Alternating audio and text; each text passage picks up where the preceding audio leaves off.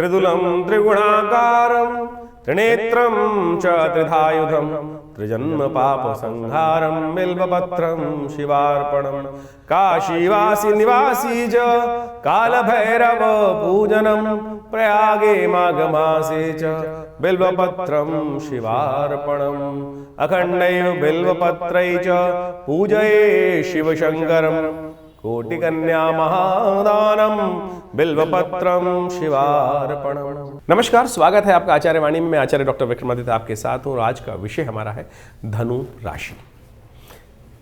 देखिए, धनु राशि वालों, ग्रह नक्षत्रों के दृष्टिकोण से जनवरी का मध्यकाल आपकी राशि के दृष्टिकोण से बहुत बहुत महत्वपूर्ण है आपके लिए। कई ग्रह परिवर्तन की तरफ जा रहे हैं और ये परिवर्तन आपके लिए बहुत शुभ बन रहा है। जनवरी के मध्यकाल के आरंभ में जो है विशेष तौर पर योग समझें, सूर्य बुध आदित्य का योग बना हुआ है। उदित होते हुए बुध जो है सूर्य के साथ विद्यमान हो गए हैं, लग्न में आपकी राशि में विद्यमान है और ये आपकी कीर्ति को बढ़ाने का अद्भुत योग दे रहा है। बहुत कम होता है कि सूर्य और बुध एक साथ हों और उदय अवस्था में बुध हो जाए, तो ऐसे में ये आपको अच्छी अपॉर्चुनिटीज़ दे रहे हैं। बहुत बढ़िया जनवरी का मध्यकाल जो बिल्कुल है वो आपके लिए बहुत बढ़िया नई चीज़ें लेके आ रहा है और इसमें सूर्य परिवर्तन की तरफ जाएंगे और ये परिवर्तन जो है ना बहुत महत्वपूर्ण आपके लिए रह सकता है। लेकिन चीज़ें आपके हाथ में रहेंगी यदि आप चीज़ों को समझ कर कार्य कर सकें।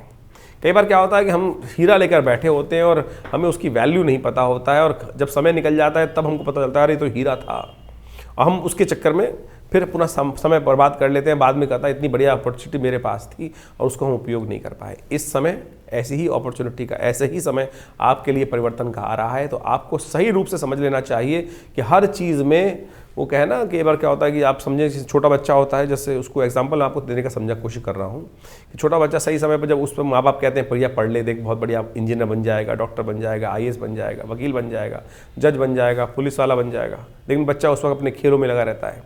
जब बाद में जब होता है 35-40 साल का, तब सोचता है कि पिताजी ने माताजी ने सही कहा था कि उस समय पढ़ लेता। तो ये वैसा ही समय, अब मैं इतना लंबा नहीं कह रहा हूँ, मैं तो जनवरी के मध्यकाल में हमको समझाने का प्रयास कर रहे हैं। धनु राशि वालों, ये बहुत छोटा सा मध्यकाल आया है, ये आपके लिए बहुत अच्छी अच्छी अपॉर्चुनिटीज़ को देखेगा, आपको प्राप्त होने के अवसर मिलेंगे। लेकिन आप हैं थोड़े से आलस्य में, आप थोड़े से इस सर्दी में जो है ना, थोड़ा सा आपकी जो शिथिलता है वो थोड़ी परेशान कर रही है। यदि शिथिलता को दे दे तो सफलता का पूरा योग आपकी राशि के दृष्टिकोण से बना हुआ है और थोड़ी सी हिम्मत करने की ज़रूरत है। ग्रह नक्षत्र जिस प्रकार के हैं, आपका इच्छाधारी योग इस वक्त बनकर तैयार है आपकी कुंडली के अंदर, तो इच्छाधारी योग जो है ना उसका पूर्ण लाभ लेने का आपको प्रयास करना चाहिए। सिलसिलेवार तरीके से समझें कि हम आपको बताएंगे हर रोज़ ग्रह किस प्रकार के परिवर्तन की तरफ जा रहे हैं और राशि के दृष्टिकोण से हम समझाते हैं। लेकिन बहुत सारे लोगों का मत होता है कि साहब राशि तो जनरल होती है, ओवरऑल गोचर है। राशि का मतलब है गोचर, हम आपकी चंद्र राशि के अनुसार से गोचर का प्रभाव समझा रहे हैं। जन्मपत्री तो बहुत है ही वृहद वर्णन, लेकिन अब जनरल वे में समझाएंगे तो बिल्कुल आप मान के चलिएगा 100% चीज़ों को उस प्रकार से ठीक करने का प्रयास करोगे तो कर लोगे। 11 तारीख से आरंभ कर रहे हैं। 11 तारीख शनिवार का अवसर है, 11 जनवरी शनिवार का अवसर, द्वादशी तिथि है, पौष मास के जो शुक्ल पक्ष की द्वादशी तिथि है और बहुत सुंदर योग आपकी राशि के अनुसार से बन रहा है। बस स्वास्थ्य का ध्यान रखने की ज़रूरत है। थोड़ा विशेष तौर पर मौसम परिवर्तन की तरफ है, अननेसेसरी के थोड़ा सा स्वास्थ्य का ध्यान रखेंगे तो सब कुछ ठीक हो जाएगा। लेकिन धन लाभ के योग तो हैं, लेकिन स्वास्थ्य कहीं ना कहीं कई मामलों में थोड़ा धोखा दे सकता है, उसका ध्यान रखने की ज़रूरत है। इस वक्त शनि महाराज आपकी राशि में बने हुए हैं जो बुद्धि पर थोड़ी जड़ता देते दिखाई दे रहे हैं, इसलिए उनका उपाय करना ज़रूरी है। अभी 3 महीने यहीं रहेंगे और जिस चीज़ एनर्जी की ज़रूरत है, मंगल भी कमज़ोर, शनि भी जो है वो थोड़ा आलस प्रवृत्ति की तरफ ले जा रहे हैं, तो लाभ पूरी तरह से कैसे होगा। तो ऐसे में कोशिश करें शनि के दोषों को दूर करने के लिए आने वाले 2-2.5 महीने जो बचे हैं शनि के यहाँ पर लाभ के योग बनाने के तैयार बैठे हैं, उसको ठीक कर लीजिए। शनि प्रदोष का योग है आपकी राशि के दृष्टिकोण से, हम एक उपाय बताते हैं।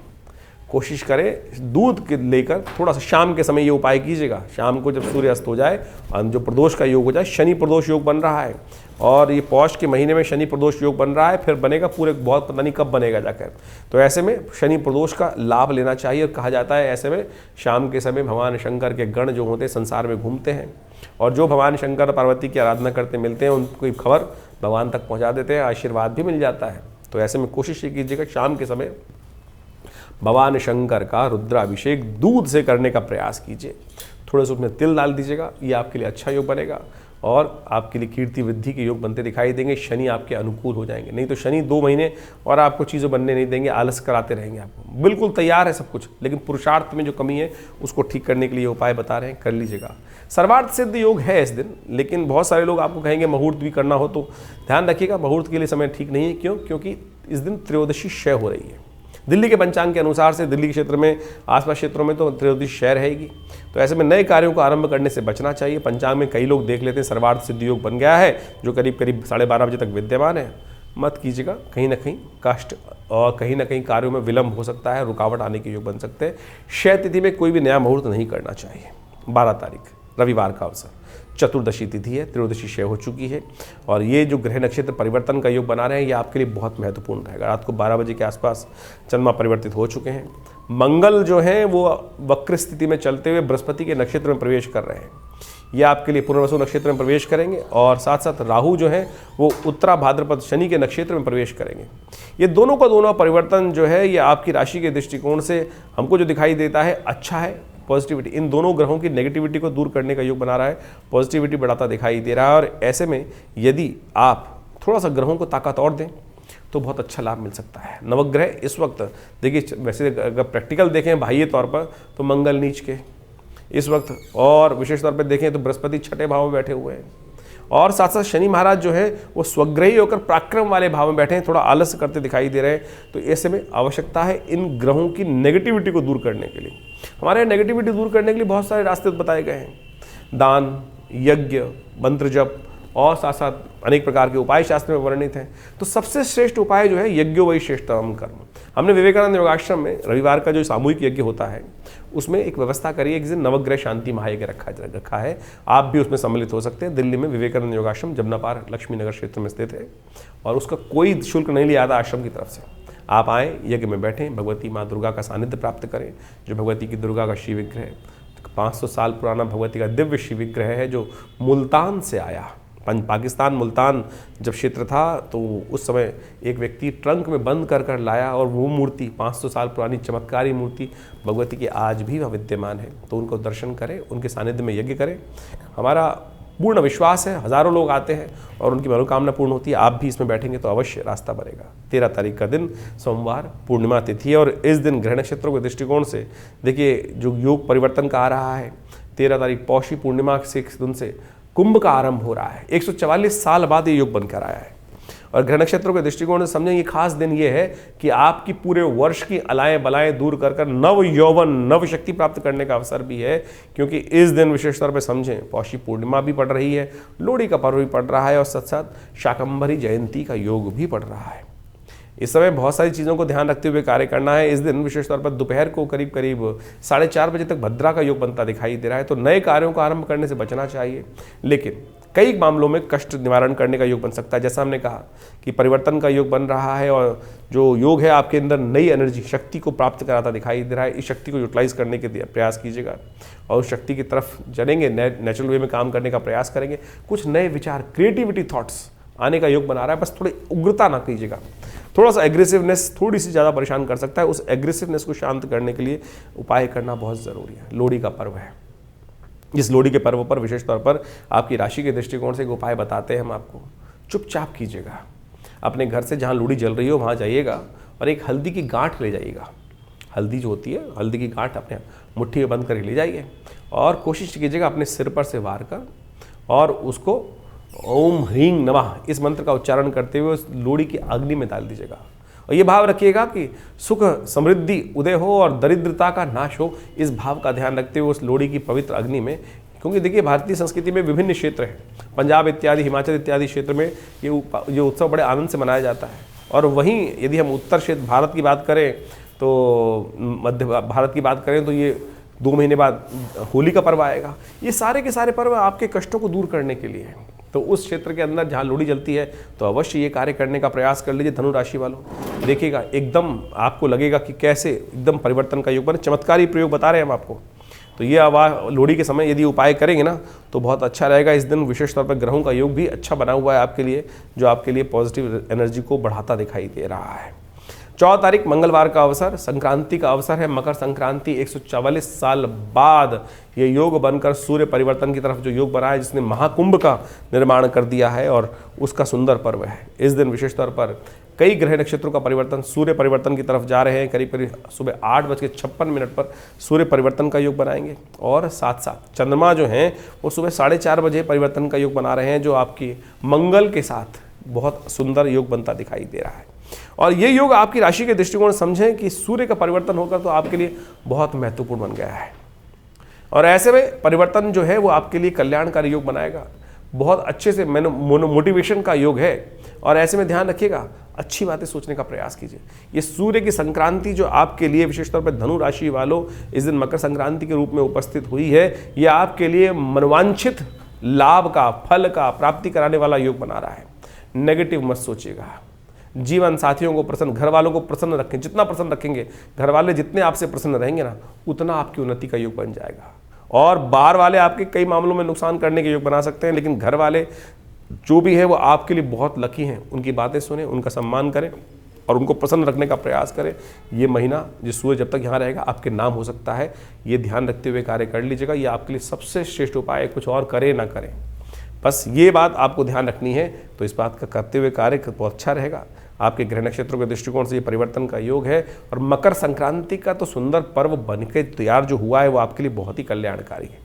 ऐसे में आपकी राशि के दृष्टिकोण से आपको एक काम करना चाहिए, चना और चने की दाल होती है, चावल के साथ मिलाकर उसका दान करना चाहिए। ये आपकी राशि के दृष्टिकोण से सबसे श्रेष्ठ उपाय है। गर्म वस्त्र भी, पीले रंग के गर्म वस्त्र, ऊनी वस्त्र जो है उनका भी दान करना आपके लिए परम श्रेष्ठ दिखाई देता है।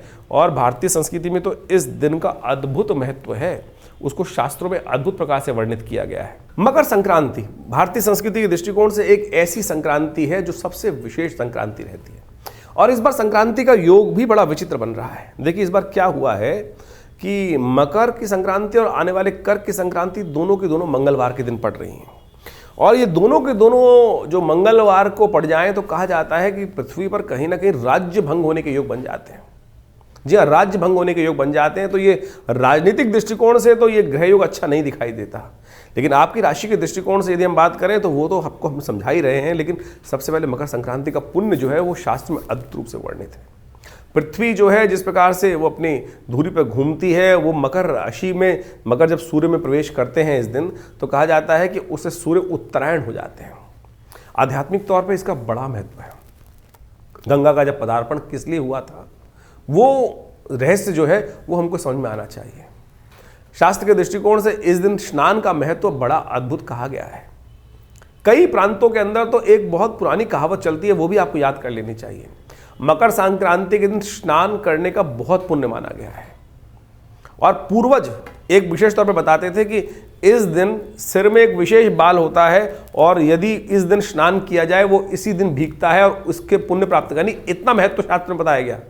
पुराने ज़माने में तो यहाँ तक हमने सुना है कि कहा जाता था कि सिर में एक सोने का बाल होता है और वो इसी दिन स्नान करके पुण्य को प्राप्त करता है। यानी कारण तो यही रहा कि स्नान अवश्य करना चाहिए। सर्दी का मौसम चल रहा होता था, पुराने ज़माने की बात है, लोग जो स्थिति चलती थी, बहुत सारे लोग स्नान करने से भागते थे कई लोग। लेकिन माएँ जो थी पुराने ज़माने में किस प्रकार से लोगों को प्रोवोक करती थी। सोचिए कि भैया सोने का बाल होता है, इस दिन तो कम से कम नहीं नहा रहे हो तो कम से कम इस दिन तो अवश्य नहा लो, पुण्य जगाने का प्रयास किया। संक्रांति का इतना महत्व भारतीय संस्कृति में बताया गया है। एक और शास्त्र में कथा जो चलती है, महाराज भगीरथ जिस प्रकार से अथक प्रयास से भगवती गंगा को प्रसन्न करके, भगवान विष्णु को प्रसन्न करके उस गंगा को प्राप्त किए थे, और भगवान जब शिव ने अपने शिरोधार्य किया, कहा जाता है कि अनेक वर्षों की उपासना करने के बाद भगीरथ से भगवान प्रसन्न हुए और भगवान ने उस गंगा को अपने सिर पर धारण किया। इसीलिए भारतीय संस्कृति में भगवान शंकर का जो मंत्र है वो सबसे श्रेष्ठ कहा जाता है। हम कोई भी शपथ लेते हैं तो जल ग्रहण हाथ में, संकल्प लेते हैं तो भगवान वो लेते हैं ना, जल हाथ में लेते हैं। तो जो गंगा जल हाथ में लेने की परंपरा है, भगवान शिव के मंत्र तो इसलिए जागृत हैं कि शिव ने तो उन समस्त मंत्रों के अधिष्ठात्री जो संकल्प का भाव है वो अपने सिर पे धारण कर रखा है भगवान शिव ने।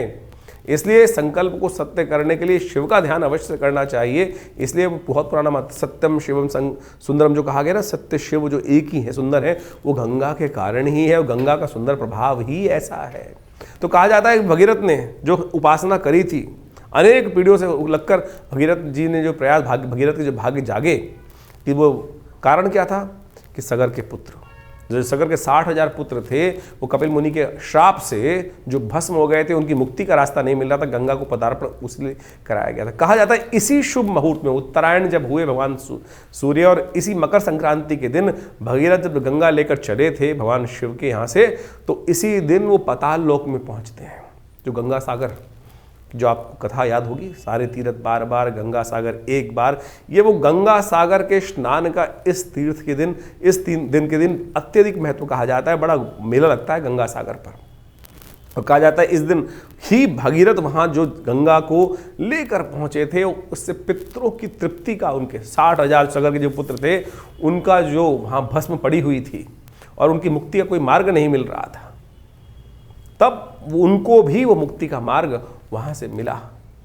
तो कहा जाता है कि इस शुभ तिथि में अपने पूर्वजों के निमित्त अवश्य कुछ तर्पण, दान, पुण्य इत्यादि अवश्य करना चाहिए। और इस बात का ध्यान रखो कि इस दिन गंगा जल से अवश्य करो, गंगा का स्नान। यदि तीर्थ में जा सको, कुंभ का अवसर है, सुंदर रूप से समर्पण भाव से भगवान के श्री विग्रह का ध्यान करते हुए इस मकर संक्रांति के पुण्य वेला पर, जैसा हमने आपको बताया कि 144 वर्ष बाद सुंदर इस बार तीर्थराज प्रयाग के अंदर ये योग बना है, और माघ का महीना आरंभ हो गया। हमने आरंभ में एक मंत्र बोला था, काशी वासी निवासी च काल भैरव पूजनम प्रयागे माघ मासे च बिल्वपत्रम शिवार्पणम, जो त्रिदम त्रिगुणाकारम त्रिनेत्रम च त्रिधायुधम। कहा जाता है कि अनेक जन्मों के ऐसे शुभ योग में यदि एक बार बिल्वपत्र आप माघ के महीने में उस तीर्थराज प्रयाग के अंदर उस भगवान शंकर पर, यदि आप एक बार भगवान शंकर पर, उन शिवलिंग पर यदि अर्पित कर दें, तो कहा जाता है कि अनेक जन्मों के पाप जो हैं वो संगार हो जाते हैं। तो इस शुभ योग, महत्वपूर्ण योग का आपको लाभ लेने का प्रयास करना चाहिए। अवश्य अपने पितरों के निमित्त तर्पण, ब्राह्मण भोजन अवश्य कराएं, गायत्री का जप अवश्य करें। ये शास्त्र में विधान है। हम अपने जीवन की जो भी उठापटक रहती है, रंगरलियाँ रहती हैं जीवन में, अपने पूर्वजों को भूलते चले जा रहे हैं, और वो अपेक्षा करते हैं कि हमारे जो लोग हैं वो हमारे लिए कुछ ध्यान करते हैं कि नहीं करते हैं। तो भाई सब लोगों से अनुरोध है मेरा, अवश्य इस शुभ योग पर अपने पितरों की तृप्ति के लिए कुछ गायत्री जप अवश्य करें। ब्राह्मणों को भोजन, गऊ को भोजन, श्वान को भोजन, कौवे के निमित्त कुछ ग्रास, चींटियों के निमित्त कुछ ग्रास, भिक्षुकों के लिए कुछ ग्रास इत्यादि, गऊ के निमित्त ग्रास इत्यादि अवश्य निकालने का प्रयास करें। और हो सके तो गंगा जल का स्नान अपने घर में भी कर सकते हैं, नहीं तो तीर्थराज में जाकर विशेष तौर पर कुंभ के शुभ अवसर पर लाखों करोड़ों लोग वहां पहुंचकर इस शुभ वेला पर अपने पितरों के निमित्त तर्पण इत्यादि कर रहे हैं, तो आप भी अवश्य करें। और शास्त्र के दृष्टिकोण से इस मकर संक्रांति के अवसर पर अनेक उपाय शास्त्र में बताए गए हैं। वो सब करने के लिए कंबल का दान, गर्म ऊनी कपड़ों का दान, चप्पल का दान, छाते का दान, खिचड़ी का दान, उड़द की दाल का, चावल का, गुड़ का, रेवड़ी का, बहुत सारी परंपराएं भारतीय संस्कृति में हैं। उन सबको कोशिश का यथाउचित प्रयास से अवश्य करने का प्रयास करना चाहिए। ये तीर्थ जो है, ये तिथि जो है बहुत ही अद्भुत है, समस्त अनिष्टों को दूर करने वाली है। तो इसका ध्यान रखते हुए कार्य यदि करेंगे तो बहुत सुंदर योग बनेगा। जीवन में कष्टों को दूर करने का मार्ग आपको अवश्य प्राप्त होगा। तो इस सिद्धांत को आपको समझते हुए कार्य करने का प्रयास करना चाहिए। तो धनु राशि वालों, आपने सुंदर रूप से मकर संक्रांति का महत्व समझा। ये देखिए कितनी सुंदर पर्व भारतीय संस्कृति में, इसका कितना पुराना आदि भौतिक महत्व भी शास्त्र में वर्णित है, वो हमने आपके समक्ष रखा। उसी प्रकार से आगे बढ़ते हैं। 15 तारीख की बात कर लेते हैं, बुधवार का अवसर, द्वितीया तिथि है। माघ का महीना जो आरंभ जो हो रहा है, माघ का महीना विशेष तौर पर यह आपके लिए बड़ा कल्याणकारी अवसर आपके लिए रहेगा। माघ का महीना कहा जाता है ना, जैसे हमने कार्यक्रम के आरंभ में एक मंत्र पढ़ा था, काशी में माघ के महीने में कहा जाता है यदि शिव का ध्यान कर लिया जाए, प्रयागे माघ मासे च बिल्वपत्रम शिवार्पणम, कि ऐसे भगवान की कृपा से प्राप्त करने के लिए में उस समय में माघ के महीने में अवश्य भगवान शंकर का पूजन, गंगा जल से उनको स्नान, बिल्वपत्र उन पर अर्पित करने से 3 जन्मों में किए हुए अनेक कष्ट भी दूर हो जाते हैं। ये महात्मा कहा गया है। इसके अंदर आपकी राशि के दृष्टिकोण से समझ लीजिए जो योग बन रहे हैं। जो 15 तारीख को ग्रह नक्षत्र बुधवार के दिन द्वितीया तिथि के साथ ग्रह नक्षत्र बन रहे हैं, वो आपके लिए थोड़ा सा बहुत बढ़िया योग बना रहा है। चंद्रमा जो है वो विशेष तौर पे स्वग्रही होकर मंगल के साथ विराजमान है, और मंगल जो कमज़ोर चल रहे थे उनको भी ताकत देने का काम विशेष तौर पर चंद्रमा ने कर दिया है। और ये ध्यान रखिएगा, इसकी वजह से क्या हो गया है, इसकी वजह से कई मामलों में थोड़ा सा अंतर्द्वंद उत्पन्न हो सकता है। इन दिनों अननेसेसरी कुछ बड़े लोगों के साथ आपका क्लैश चल रहा होगा। छोटी छोटी बातों पर आप ज़्यादा सिद्धांतिक बात करने लगे होंगे। बहुत ज़्यादा सिद्धांत की बात करने से कई बार क्या होता है, लोग आपकी उपेक्षा करने लगते हैं, कहते हैं बहुत ज़्यादा बातू नहीं है। ध्यान रखिएगा, लोग आपको बिल्कुल शंट आउट कर सकते हैं, थोड़ा सा जैसे मक्खी निकाल कर दूध में से बाहर कर दी जाती है, इस प्रकार की स्थिति बन सकती है। थोड़ा कम बोलते हुए कार्य करें। अपने ज्ञान का प्रदर्शन जब मांगा जाए, उसकी वैल्यू हो, तभी करने का प्रयास कीजिएगा, नहीं तो थोड़ा सा लोगों के साथ अननेसेसरी का क्लैश बढ़ सकता है। बड़े बूढ़ों का सम्मान बहुत करिएगा, नहीं तो अननेसेसरी थोड़ा सा कहीं ना कहीं अंतर से अंतर्द्वंद, जो नैरो माइंडेड व्यक्ति हैं उनको समझ लीजिए, उनके सामने ना बात कीजिए। जो आपको विशेष तौर पर इग्नोर करते हैं, उनके सामने भिड़ने से फ़ायदा नहीं होगा। इस बात का ध्यान रखते हुए आपको कार्य करने की ज़रूरत है। एक बात का और ध्यान रखिएगा, 15, 16, 17 इन तिथियों में विशेष तौर पर अश्लेषा और मघा नक्षत्र का योग बन रहा है। 15 तारीख को मध्याह्न के उपरांत, मध्याह्न काल से अश्लेषा नक्षत्र विद्यमान हो जाएगा, गंडमूल नक्षत्र के अंतर्गत आते हैं। तो ऐसे में इस समय में मूल शांति करवानी चाहिए जिन लोगों का जन्म हो, और उनको विशेष तौर पर 27 दिन तक मूल मंत्र का जप करना चाहिए। जिन लोगों ने पहले नहीं कराई है और अश्लेषा मघा नक्षत्र में उनका जन्म है, तो विशेष तौर पर इस दिन से लेकर 27 दिन तक मूल मंत्र से शांति कराकर अपने जीवन में पल चल रहे अप्रत्यक्ष कर्मों से, कष्टों से निवृत्ति का योग बना सकते हैं। ये करवा लेना चाहिए। 16 तारीख बृहस्पतिवार का अवसर, तृतीया तिथि है, और इस दिन ग्रहों का परिवर्तन का योग जो बन रहा है, ये आपके भाग्य को जगाने वाला है, भाग्य में सरलता उत्पन्न करने वाला है। और कई बार क्या होता है, हम काम कर रहे होते हैं, हमको लगता है भाग्य से सपोर्ट नहीं मिल रही है। अब आने वाले 2-3 दिन जो हैं 16, 17, 18 आपको बने हुए कार्यों में और ज़्यादा भाग्य से सपोर्ट मिल सकता है। जिन कार्यों में पूर्ण करना है भाग्य से, उन मामलों में आपको अच्छी सपोर्ट मिलने के योग ग्रह नक्षत्रों के दृष्टिकोण से बनते दिखाई दे रहे हैं। तो इनका लाभ आपको लेने का प्रयास करना चाहिए। अपने माथे पर थोड़ा केसर का टीका या हल्दी का टीका अवश्य लगाएं, यह आपको लाभ देगा। और ध्यान रखिएगा, दोपहर से पहले नए कार्यों को आरंभ करने के लिए योग अच्छा है। दोपहर के बाद थोड़ा समय भारी दिखाई देता है, तो दोपहर से पहले नए कार्यों को जो पूर्ण करना चाहते हैं, आरंभ करना चाहते हैं, कर लें। 11:44 के बाद समय थोड़ा भारी दिखाई देता है आपकी राशि के दृष्टिकोण से। 17 तारीख शुक्रवार का अवसर, चतुर्थी तिथि इस दिन विद्यमान है। संकष्टी चतुर्थी और साथ साथ तिलकूट के रूप में इस तिथि को बड़े रूप से, व्यापक रूप से पूरे उत्तर भारत के अंदर बहुत सुंदर रूप से मनाया जाता है। माताएं अपनी संतान की उन्नति के लिए और कष्टों को दूर करने के लिए श्री गणेश से सुंदर प्रार्थना करती हैं। तिल का 6 प्रकार का प्रयोग इस दिन शास्त्र में वर्णित है। तिल का दान, तिल का से स्नान, तिल का मर्दन, तिल के तेल का दान, विशेष तौर पर तिल से ही यज्ञ, तिल का ही प्रसाद और तिल का ही भोजन। ये विशेष तौर पर कहा जाता है इम्यूनिटी को बढ़ाने वाला है। सर्दी का मौसम चल रहा होता है, ऐसे में इम्यूनिटी थोड़ी कम हो जाती है, बहुत सारी यूरिन संबंधी समस्याएं हो जाती हैं। तो ऐसे में तिल का प्रयोग शास्त्र में इसलिए वर्णित किया गया है कि उन सब चीज़ों से बहुत बढ़िया से आपके कष्टों को दूर करने के योग बन सकें। ग्रह नक्षत्रों के दृष्टिकोण से ये दिन आपके लिए ओवरऑल अच्छा दिखाई देता है। चंद्रमा भाग्य में चल रहे हैं और ये आने वाले समय में बहुत बढ़िया आपके कार्यों में सफलता देने के योग बना रहे हैं। भाग्य सपोर्ट में है तो पूरी तरह से थोड़ी से अपने आप को अलर्ट, चंद्रमा के बिल्कुल सम्मुख बैठे हुए शनि महाराज वो भी स्वग्रही हैं, तो ऐसे में थोड़ा सा उपयोग कर लीजिए। बहुत बढ़िया नेगेटिविटी मन से हटा लीजिए।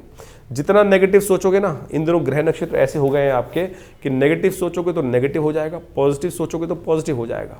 तो इस बात को समझ लीजिए, गांठ बांध लीजिए। आपकी राशि के दृष्टिकोण से ऐसा योग बना है धनु राशि वालों।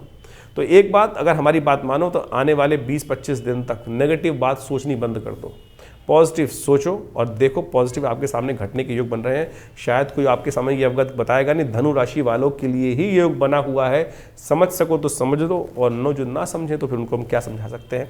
तो हमको बताने के लिए ग्रह नक्षत्र आपके समक्ष हैं। ध्यान रखिएगा, श्री गणेश का ध्यान कर कर ये सुंदर योग का लाभ लीजिए।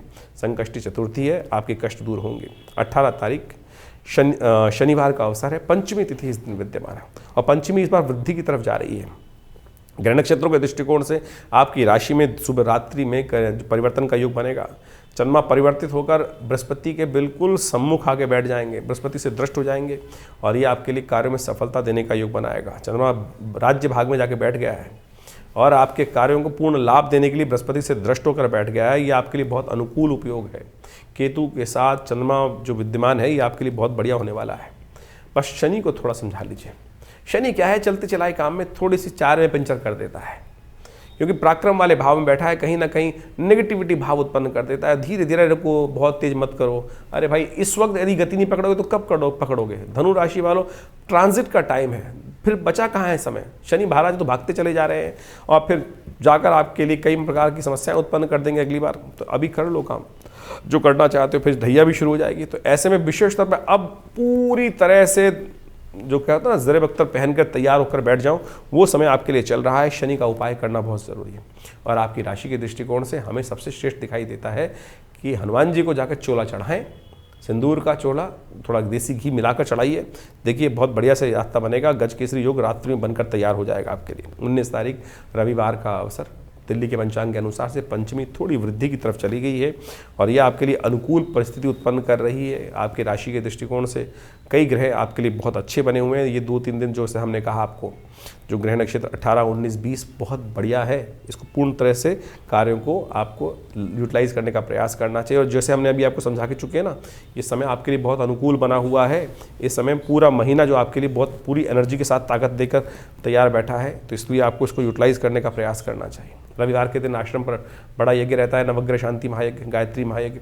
उसमें आप बैठेंगे तो ये जो नेगेटिव थोड़े से ग्रह कमज़ोर चल रहे हैं, थोड़ा सा मंगल भी अब अस्त होने जा रहा है। मंगल तो विशेष तौर पर वक्री चल रहा है, बुध अस्त होने जा रहा है आपकी राशि में जो बैठा हुआ ग्रह है, और वो चीज़ों को थोड़ा सा डिसबैलेंस कर देगा। तो इसलिए विशेष तौर पर आश्रम में जो रविवार को नवग्रह शांति महायज्ञ है, उसमें आप सम्मिलित हो सकते हैं।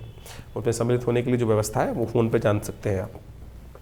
20 तारीख का दिन सोमवार का अवसर, षष्ठी तिथि है, और इस दिन जैसा हमने कहा कि बुद्ध महाराज सुबह 5:20 पर जो है अस्त हो जाएंगे। ये आपके लिए थोड़ा भारी रहेगा और ये चीज़ों को थोड़ी सी व्यवस्था करने में कहीं ना कहीं हल्की हल्की चीज़ में क्या होगा, मन घबरा जाएगा। अरे मैं कैसे करूँगा इस चीज़ को, मन करने के थोड़ा बुद्ध को कारण है केवल बुद्ध जो है वो अस्त हो रहा है, मंगल जो है नीच का है, और 1-2 दिन बाद मंगल तो बदल जाएगा, लेकिन बुद्ध अभी लगातार परेशान करेगा। तो बुद्ध को थोड़ी शक्ति देनी पड़ेगी। हरी चीज़ों का दान विशेष तौर पर करने का प्रयास कीजिए। थोड़ा सा गाय को पालक डलवा दीजिए। ये बुद्ध का अस्त होना ठीक नहीं है, इसके लिए अच्छे से विवेचना करें, चीज़ों को समझें तो लाभ होगा। तो इस प्रकार से ज्योतिष का जो विज्ञान है वो बड़ा चमत्कारी है। हर रोज़ ग्रहों को परिवर्तन का योग बनता है। वो परिवर्तन किसी के लिए अच्छा, किसी के लिए खराब, वो योगा योग आपकी जन्मपत्री, आपके जन्म के समय, आपके कर्म अनुसार उसका प्रभाव आपके जीवन में पड़ता है उस परिवर्तन का। और इन परिवर्तन को समझने के लिए ज्योतिष के दृष्टिकोण से उन काल गणनाओं को समझकर और अनुभव के द्वारा उस चीज़ को समझा जा सकता है कि ये प्रभाव क्या कुछ उत्पन्न कर रहे हैं, क्यों कर रहे हैं। सबसे पहला प्रश्न जो मनोमस्तिष्क में हर व्यक्ति के आता है, क्यों, सामने वाले के जीवन में कैसे और मेरे जीवन में क्यों कि नहीं हो रहा है। सब कारण प्रभाव जो है वो कर्म का ही है। अवश्य में वो भुक्तव्यम कृतम कर्म शुभाशुभम। और अनेक महात्माओं ने, संतों ने उस भाव को समझाने का प्रयास किया है। जो कर्म के प्रधान से, कर्म के द्वारा रचा गया चीज़ है वो बदली जा सकती हैं, बिल्कुल कर्म के द्वारा ही बदली जा सकती हैं।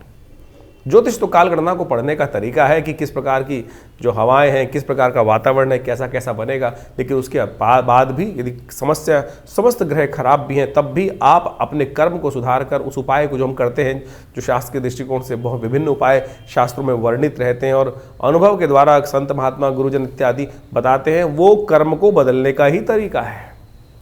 और आप इस बात को समझे, बहुत सारे लोग जिस प्रकार से ज्योतिष के ऊपर कुछ व्यंग भी उपस्थित कर देते हैं। अरे भाई, ज्योतिष तो काल गणना को बता सकता है और समझा सकता है आपको, और यदि कोई बदलना चाहे तो उसको बदल भी सकता है। उसके लिए सबसे पहले धैर्य की आवश्यकता है, विश्वास की आवश्यकता है। तो इस बात को हम समझें तो बहुत अच्छा रहेगा। जितनी जल्दी समझ लें वो अच्छा है, आपके लिए भी जीवन में कल्याण का योग बन सकता है। बहुत सारे लोग समय समय पर अपने अनुभवों को हमारे साथ, हमारे आश्रम पर आके साझा करते रहते हैं, और उससे जीवन में जो जिस प्रकार का हम कार्य कर रहे हैं उसमें भी हमें विश्वास जागता है, हमें भी विश्वास जागता है कि कैसे वो काल गणनाएं थी और कैसे वो विचित्र तौर पर स्थिर रूप से जीवन में घटना घटी और कैसे उससे बदला भी गया। बहुत बार गणनाएं देखी गई और उस पर प्रभाव भी देखे गए। भविष्य को बदला जा सकता है बिल्कुल। जो हम हर रोज़ नित्य प्रति आपको आपके भविष्य को देखकर, आपकी राशि के अनुसार से देखकर, उसके साथ साथ बहुत सारे उपाय जो शास्त्र में वर्णित उपाय हैं, पुराण इत्यादि ग्रंथों में वर्णित उपाय हैं, वो आपके समक्ष रखते ही हैं। और जो अभी समय चल रहा है, कुंभ का समय चल रहा है, 144 वर्ष बाद इतना सुंदर कुंभ का युग बना जिसको महाकुंभ कहा जाता है। ये एक ऐसा विषय है, एक ऐसा चीज़ है कि आप समझें कि जो लाखों जन्मों का जो भार है वो 1 सेकंड में काट सकते हैं। किसी को चमत्कार देखना हो तो इस भाव को समझें। और अगर कहीं ऐसे लाखों लोग, करोड़ों लोग, करीब करीब इस बार अंदाज़ा है 50 करोड़ आदमी, 45 करोड़ आदमी वहाँ डुबकी लगा जाएगा। विचार उठता है मन में लोगों के साथ, आपके मन में उठता होगा कि कैसे वो डुबकी आपके कष्टों को दूर कर देगी, कैसे कर देगी एक डुबकी, और उससे व्यक्ति का कैसे समर्पण, कैसे जीवन बदल देगी। देखिए, ये भारतीय संस्कृति का चमत्कार है।